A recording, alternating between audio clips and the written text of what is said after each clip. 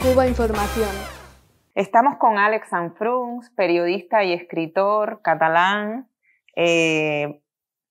Escritor, su último libro es Níger, otro golpe de Estado o la revolución panafricana.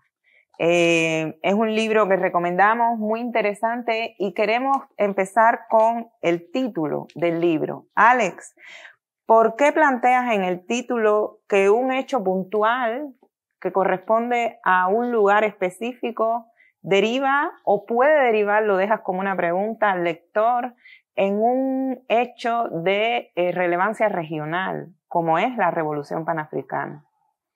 Bueno, muchas gracias por la invitación para reflexionar sobre estos temas. El libro nació de una interrogación inicial después de un golpe de Estado militar, el 26 de julio de 2023.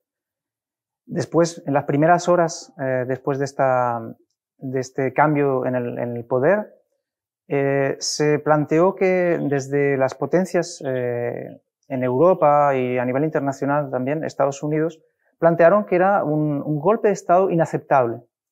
Era un golpe de Estado que estaba de sobra, porque ya habían habido otros golpes de Estado en los años recientes, en 2020, 2021, con Mali, 2022, Burkina Faso, y ahora en 2023 hubo pues Níger y luego también en agosto Gabón. Y todo esto es un proceso. Así que el título del libro pues es una interrogación que planteo para que el lector pues me acompañe en este hilo conductor. Y la cuestión es ¿por qué el golpe de Estado era tan inaceptable para las potencias europeas? La respuesta es porque Níger tenía en el gobierno a un presidente que se llama Mohamed Bazoum, que era un presidente puesto al servicio de los intereses franceses. Razón por la cual desde el ejército nigeriano se había sacado la conclusión de que con ese presidente no se estaba en condiciones de defender la soberanía nacional, en particular en la triple frontera con Mali y Burkina Faso, y con ese presidente Bazoum se habían vendido de alguna manera los intereses a las multinacionales francesas, y esto es todo un proceso que iba desde los últimos años y que se había ido deteriorando la situación. Yo en el libro hago toda una investigación sobre el balance antisocial de la historia reciente de Níger, puesto que las políticas económicas estaban prácticamente pues impuestas por el Fondo Monetario Internacional. Así que esto es algo de lo que no se hablaba. Era necesario que el lector supiese por qué el pueblo de Níger estaba apoyando ese golpe de Estado, un golpe de Estado militar. Y esto cambiaba completamente las perspectivas. Por esa razón, en el título, pues hago esta pregunta: ¿si es solo un golpe de Estado o es algo más? Hay toda una cuestión, es que a nivel de la historia reciente, desde las independencias, el papel de los ejércitos en los países africanos ha sido importante. Se sabe que han habido muchos golpes de Estado militares. Y una persona pues podría preguntarse ¿por qué? ¿Los pueblos africanos están destinados a la desestabilización, a las guerras, a los golpes de Estado? ¿O es porque hay un sistema neocolonial que los pueblos africanos de manera regular tratan de cuestionar y tratan de derribar? Claro, ¿por qué los militares? Pues porque los militares tienen acceso a las armas, tienen acceso a imponer por la fuerza otra situación. Sería muy bonito pensar que en esta región pues los pueblos pudiesen llegar al poder de una manera pacífica, pero es muy complicado.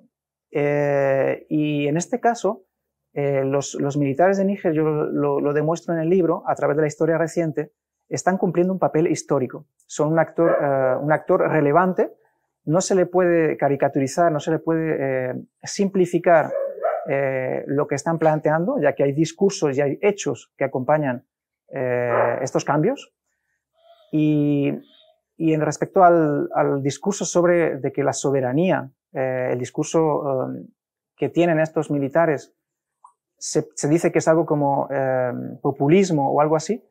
Bueno, pues en el libro pues doy herramientas para cambiar este enfoque y tener una mirada que no sea eurocéntrica, tener una mirada panafricana. Eso es un poco la clave. Y como decía, pues hay unos capítulos en los cuales hay una investigación sobre la historia económica reciente. También hay muchos elementos de la historia y en particular otro capítulo sobre la cuestión de las materias primas.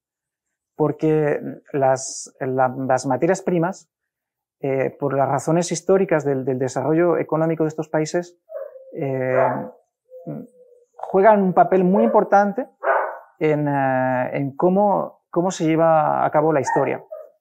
Y en el caso de Níger, el hecho de que Francia tuviera monopolio sobre la extracción del uranio, pues tiene mucho que ver con que Macron haya amenazado de guerra a Níger y haya pues llevado todo ese esfuerzo a nivel también diplomático, a nivel para que los países regionales vasallos a Francia pues empujasen hacia un conflicto, porque estaban dispuestos a que tropas senegalesas de Costa de Marfil y de Nigeria fueran a participar a una intervención militar en Níger. Yo esta amenaza me la tomé muy en serio, me la tomo muy en serio, sigue estando todavía pendiente, o sea, sigue, a pesar de que el discurso ha cambiado, esta amenaza sigue todavía presente y el libro pues sirve de alguna manera para tener elementos de comprensión, no solo de Níger, sino de los países en la región de África del Oeste y de manera general el lector europeo puede realmente acceder también a la otra cara de la historia,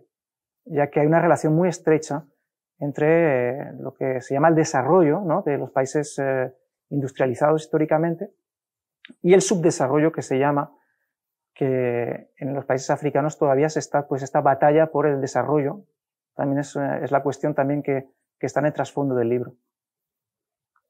Ya, a mí me parece muy importante y de todo lo que nos planteas me surgen dos cuestiones.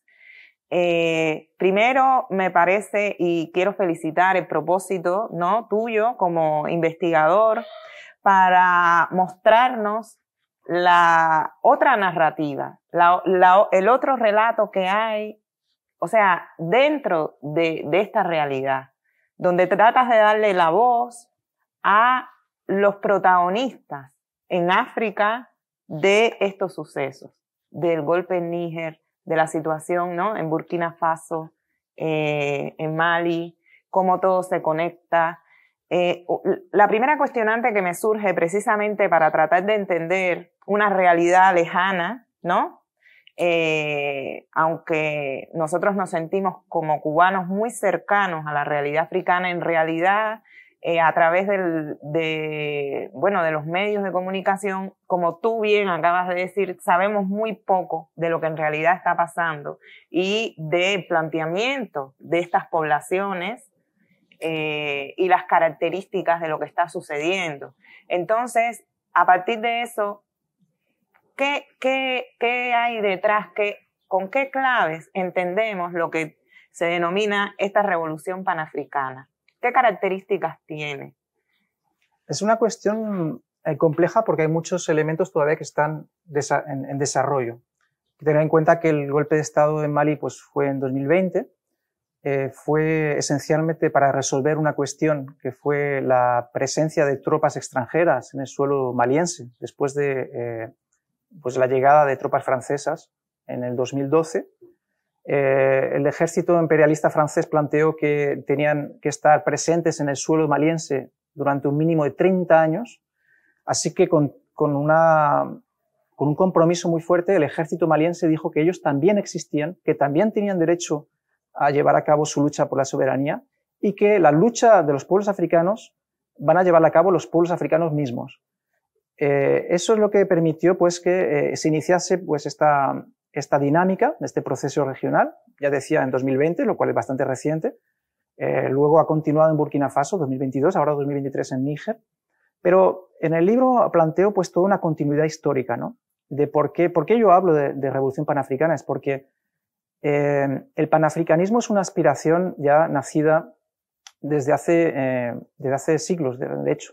Incluso podríamos situarla incluso desde la revolución de Haití. O sea, el hecho de que los pueblos africanos busquen su emancipación, luchen contra las cadenas que les oprimen, El panafricanismo se desarrolló de manera importante en Estados Unidos de Norteamérica por afroamericanos que tenían una conciencia muy clara de lo que era la opresión.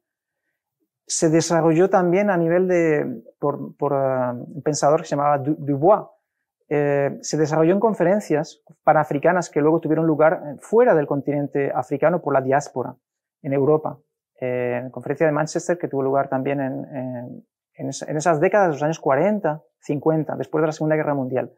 Así que yo en el libro también aporto un poco algunos elementos históricos necesarios, porque la historia es imprescindible comprenderla, pero en el caso de los pueblos del sur es aún más importante, porque la historia es algo que todavía está presente. O sea, la historia no es algo de los manuales escolares. Los pueblos africanos, la juventud de esos pueblos requiere esta comprensión de la historia, la busca, analiza, recupera esos referentes, esos ideales, y yo necesitaba pues que el lector, para darle herramientas de comprensión sobre lo que está pasando, tuviera muy en cuenta que lo que está sucediendo, y es mi hipótesis, yo dejo a cada quien pues sacar sus conclusiones, pero yo creo que esto entra dentro de la lucha anticolonial que en diferentes continentes, en América Latina, en Asia, en África, han tenido lugar. Y es muy importante tener en cuenta que en el caso africano, puesto que las independencias tuvieron lugar en el año 1960 aproximadamente, en esos años tuvieron lugar la práctica totalidad de las independencias de la ex colonia francesa, hay que tener en cuenta de que la lucha anticolonial siguió después de la independencia política. ¿Qué significa eso? Significa que la conciencia de los líderes, de los sindicalistas, de los padres fundadores de las independencias africanas, tenía muy claro ya que el mecanismo neocolonial iba a suceder al colonialismo clásico. A la administración colonial iba a sucederle otro tipo de dominación neocolonial. Después de las independencias hubo todavía y sigue habiendo luchas anticoloniales. Y esto es algo que trato de demostrar con unos cuantos ejemplos históricos en el libro. Hubo algunos casos de países africanos en los cuales se adoptó un enfoque ya porque llegaron al poder. En el caso de Mali, Modibo Keïta, un gran líder anticolonial reconocido a nivel mundial. En el caso de Ghana, pues Kwame Nkrumah también, pensador panafricano muy importante. En el caso de Guinea, con Sékou Touré también, un sindicalista, visitó China, fue recibido como un dirigente realmente de gran importancia mundial. Estos líderes, estos pensadores panafricanos, hubo unos cuantos que estuvieron al mando y en el poder durante los primeros años de la independencia, pero fueron prácticamente todos derrocados por golpes de Estado y asesinatos, en el caso de Amílcar Cabral también. ¿Qué pasó entonces? Que esa primera lucha por llevar a cabo una verdadera independencia económica fue detenida en los primeros años. Solo resistió pues Sékou Touré en Guinea, acosado por todas partes. Hubo una agresión de Portugal también a principios de los años 70, que lograron derrotar. Pero digamos que en la década de los 70 entra un nuevo actor que es el Fondo Monetario Internacional, y allí pues digamos que se detuvo todo el proceso de industrialización, todo el proceso de búsqueda de la soberanía. Se reforzó este esquema de economías dependientes, de exportación de materias primas, y ya no se pudo invertir en lo que eran los servicios públicos y en el desarrollo y en la transformación de las economías de estos países. La agricultura pues no se pudo realmente llevar a un proceso de mecanización y de una agricultura más avanzada. Así que se desmantelaron los esfuerzos por tener una África a un nivel, digamos, de desarrollo para que los pueblos pudieran satisfacer sus necesidades. Todo esto se prosiguió en las décadas de los años 80, 90, y en el caso de Níger, es por eso que es muy importante tener en cuenta, la primera década de los años 2000 sí hubo ya un actor, en el caso de la presidencia de Mamadou Tanja, que amplió socios comerciales, trató de establecer relaciones, de hecho establecer relaciones con China, pero también con Venezuela, con Irán, con Libia, y eso hizo que sufriera un golpe de Estado. Así que estos son, digamos que es el enfoque que tengo, es decir, hay varios tipos de golpe de Estado. Al igual que la democracia, los golpes de Estado son cuestiones que hay que definir. Hoy en día hay un cuestionamiento, por ejemplo, de la noción de democracia importada desde los países occidentales. Hay que saber que en muchos países africanos hay centenares de partidos políticos. ¿De qué sirven? ¿De qué han servido? Es decir, finalmente es el desarrollo de intereses egoístas. Es lo que ha sido producido en estos años. Y los países, en caso de Mali o Níger, pues tenían presencia de tropas extranjeras sin que el problema del terrorismo fuera resuelto. Así que el libro, pues digamos que tiene todo este trasfondo también, digamos, yo diría, de cuestionamiento de la mirada eurocéntrica, que no se desarrolla, porque si no sería otro libro que trataría también de cuestiones un poco más filosóficas, pero sí que creo que permite romper, digamos, estos prejuicios, estas barreras que nos impiden ver las cosas en su contexto histórico, en su contexto, en el contexto mundial de lo que está pasando. Bueno, me has respondido más o menos la segunda cuestionante que tenía, pero esto último que dices es muy importante, el tema de la mirada eurocéntrica, porque además quien escribe el libro, quien acompaña ese cuestionamiento que tú dices que se está dando al interior de los países, es una persona de Europa. Y es importante tener eso en cuenta también, que desde Europa no solo tienes una posición eurocéntrica, colonialista, sino que desde Europa también puedes tener una mirada más de igual a igual, ¿no? De ver a otra nación en un esfuerzo popular histórico e intentar hacer un acercamiento para comprender las claves de eso que está sucediendo allí, ¿ya? Con respeto y en un nivel de una horizontalidad necesaria. Y esto a mí me parece importante decirlo y rescatarlo. Y que somos perfectamente capaces de superar esa mirada eurocéntrica y además convertirnos en aliados de procesos populares en otros lados del mundo, los cuales para eso necesitamos acercarnos y conocer de esa manera. Por eso me parece tan importante. Mi tercera cuestión era precisamente, abordas el tema de la soberanía.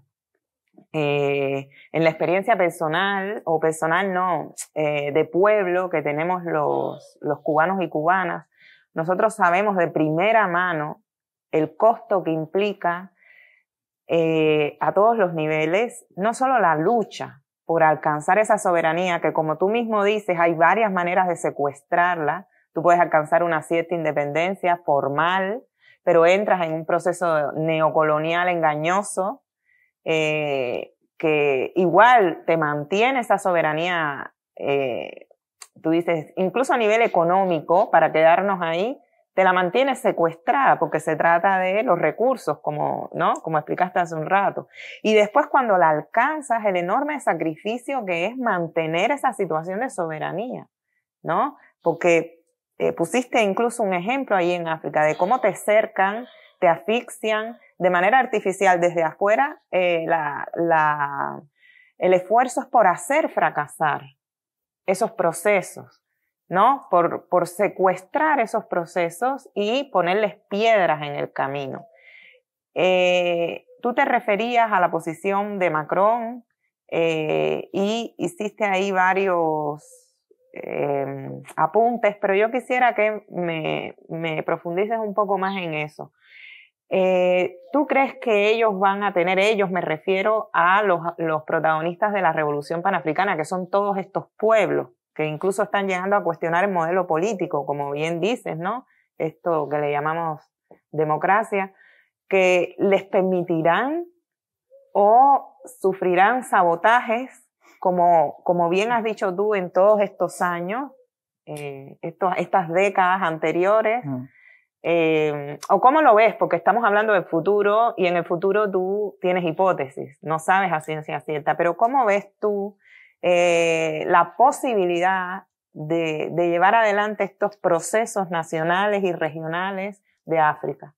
Bueno, la pregunta es muy buena porque, de hecho, la primera cosa que es muy importante tener en cuenta, estaba hablando de la lucha anticolonial, es el hecho de efectuar una ruptura, incluso a nivel simbólico. Si vemos la historia, en el año 1954, entre marzo y mayo de 1954, tuvo lugar la victoria de Dien Bien Phu en Vietnam, en Indochina, que fue no solo una victoria del pueblo de Vietnam, fue una victoria de los pueblos del mundo, y así lo percibieron, y eso dio lugar a sucesivas luchas. En el caso, por ejemplo, del pueblo argelino, fue un ejemplo de que era posible derrotar a lo que se llamaba en aquella época el hombre blanco, el hombre europeo, ¿no? Yo creo que la culminación de porque yo creo que es una cierta culminación, o a lo mejor una madurez de este desarrollo de la revolución panafricana, en el caso de Níger, es que la rapidez con la cual están llevando a cabo los acontecimientos, expulsión de tropas francesas, expulsión de tropas estadounidenses, de misiones europeas también. Esto solo en el espacio de escasos meses. Esta rapidez, esta determinación, este apoyo popular, porque el pueblo está movilizado en cada uno de los pasos, en cada una de las reivindicaciones. De hecho, no se sabe muy bien si viene del pueblo o si viene del Consejo Nacional por la Salvaguardia de la Patria. Y de hecho, todo esto tiene una coherencia a nivel regional, puesto que también viene de lo que está sucediendo en Mali y en Burkina Faso. Así que todo este proceso es muy esperanzador. Creo que cuando uno se pregunta por las incertidumbres, es algo natural, pero al mismo tiempo, lo más importante es el ejemplo que ya están dando. Hay que darse cuenta de que millones de africanos en toda esta región, en todo el continente africano, incluso en la diáspora, están siguiendo muy de cerca lo que está pasando. Están teniendo un sentimiento de dignidad enorme. Están siendo conscientes de que lo que se les había vendido, que era el destino, supuestamente, de que los pueblos africanos no podían levantar su cabeza, no podían estar más que sometidos a potencias extranjeras, que no podían luchar ellos mismos y que necesitaban que la mitad o 2/3 partes de su territorio estuviesen continuamente ocupadas por tropas extranjeras. Todo esto ya se ha puesto del revés, ya no existe. Así que hay que darse cuenta hasta qué punto esto es un cambio de enfoque y de tomar en cuenta, como decía, esta mirada desde una perspectiva panafricana.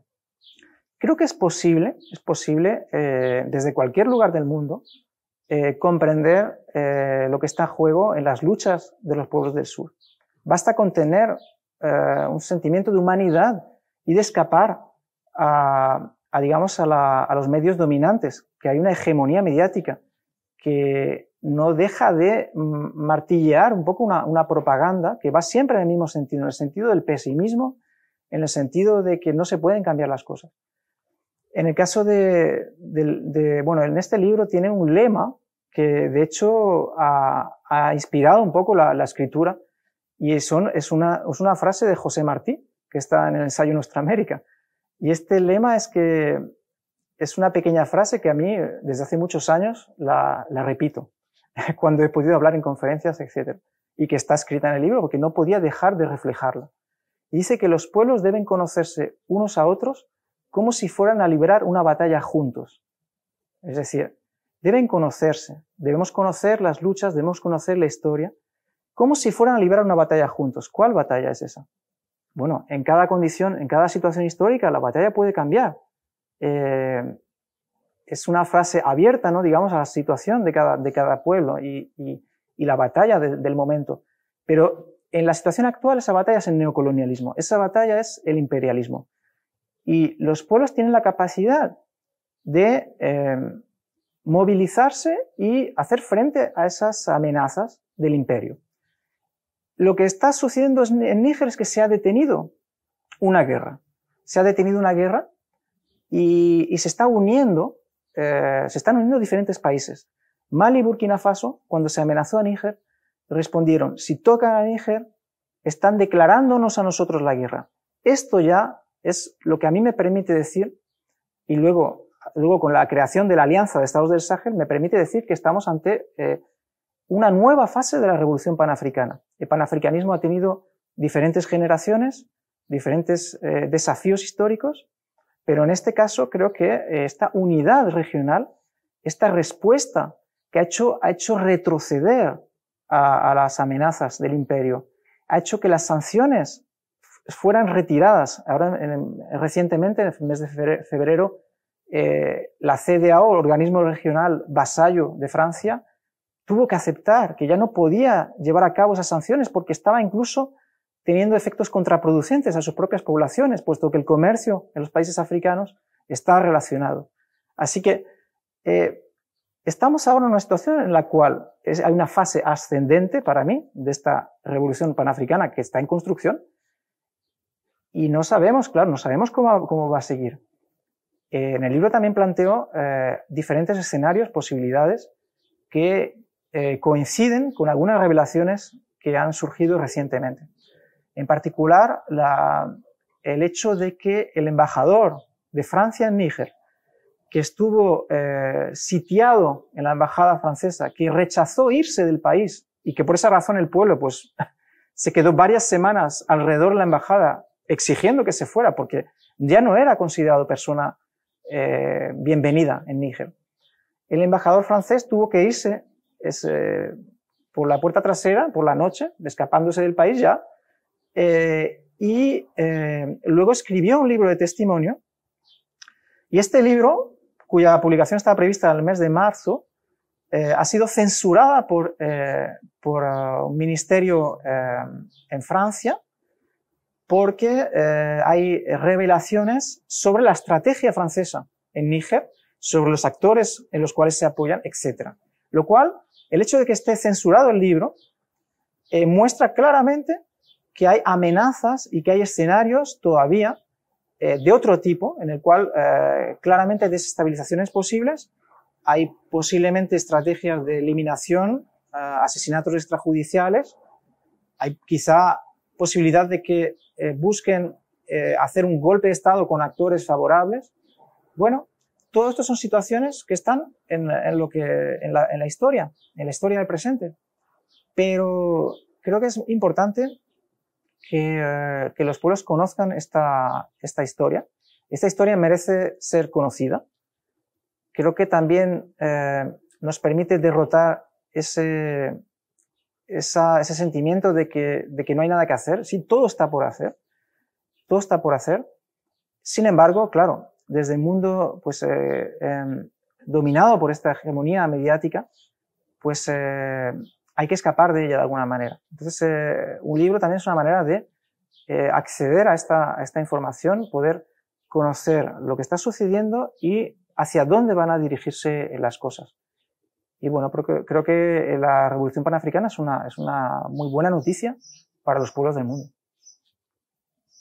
Efectivamente. Bueno, muchísimas gracias doblemente. Primero por la entrevista y segundo por abrir una grieta en esa hegemonía mediática y permitirnos de pueblo a pueblo acercar nuestro corazón, nuestra mirada a estos pueblos de África que llevan luchas tan similares, ¿no? Con problemáticas tan similares, ¿no? Amenazas,